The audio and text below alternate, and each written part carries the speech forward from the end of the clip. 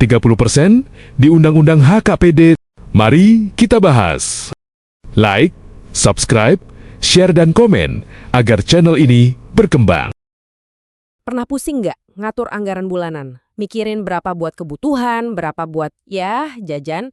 Nah, ternyata pemerintah daerah kita itu lagi ngalamin pusing yang sama, tapi skalanya jauh lebih gede. Yuk kita coba bedah bareng-bareng aturan belanja pegawai 30% yang lagi heboh ini pakai analogi yang simple dan kita lihat juga solusinya. Oke, biar gampang kita bayangin ini kayak ngatur duit di rumah tangga. Misalnya, satu keluarga sepakat kalau dari semua pendapatan bulanan yang boleh dipakai buat jajan atau keinginan sekunder itu maksimal cuma 30%. Sisanya yang 70% itu wajib buat hal-hal yang lebih penting. Ya kan, kayak buat makan, sekolah anak, benerin genteng bocor, atau buat tabungan. Masuk akal banget kan? Nah, sekarang coba kita tarik logika yang sama tadi ke pemerintah daerah.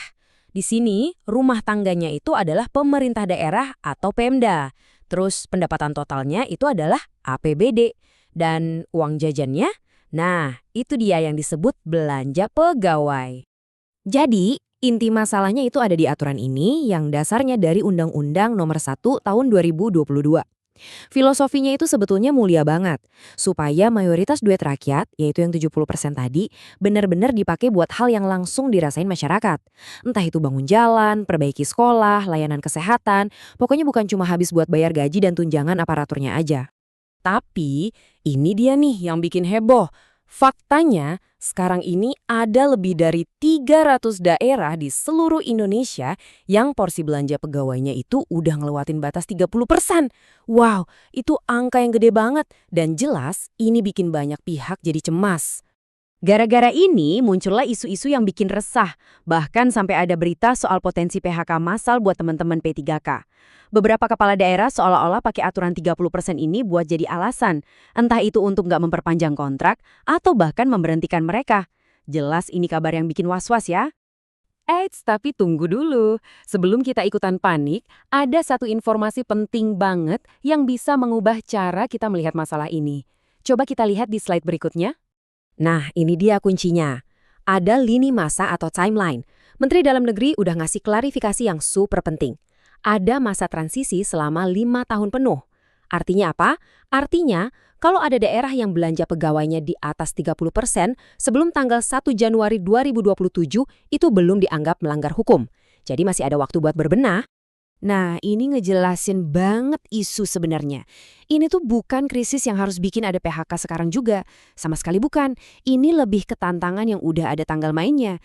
Jadi pertanyaannya itu bergeser. Bukan lagi siapa yang harus di-PHK. Tapi jadi, oke, gimana caranya kita siap-siap biar di tahun 2027 nanti kita aman. Terus solusinya gimana ada dong? Apalagi buat daerah-daerah yang kita tahu anggarannya terbatas. Tenang, pemerintah pusat ternyata udah nyiapin 4 jalan keluar yang konkret buat ngadepin tantangan ini. Oke, kita kupas satu-satu ya ke 4 opsi ini. Anggap aja ini kayak peta buat daerah supaya bisa keluar dari krisis ini dengan selamat. Kita mulai dari yang pertama. Solusi pertama, efisiensi. Dan ini bukan cuma teori di atas kertas loh. Mendagri ngasih contoh yang nyata banget. Kabupaten Lahat. Cuma dengan motongin biaya-biaya operasional yang nggak terlalu penting, kayak perjalanan dinas, rapat-rapat, konsumsi, mereka itu berhasil hemat lebih dari 400 miliar rupiah. Jumlah segitu udah lebih dari cukup buat bayar gaji P3K mereka. Keren kan? Jalan keluar kedua, yaitu dengan meningkatkan pendapatan asli daerah atau PAD. Tapi caranya bukan dengan naikin pajak yang bikin rakyat kecil makin susah ya. Justru fokusnya itu ke optimalisasi sumber daya yang ada. Misalnya, maksimalkan pajak dari hotel, restoran, perusahaan-perusahaan besar, atau bikin BUMD jadi lebih produktif, biar bisa ngasih untung buat daerah. Nah, ini bagian yang paling menarik menurut saya. Ternyata undang-undangnya sendiri itu udah nyiapin pintu darurat. Jadi batas 30% itu nggak harga mati. Di dalam aturannya disebutin kalau angka itu bisa disesuaikan, bisa jadi 40% atau bahkan 50% kalau kondisinya memang mendesak. Tentunya lewat keputusan resmi antar menteri ya. Fleksibel kan? Dan yang terakhir, sebagai jaring pengaman.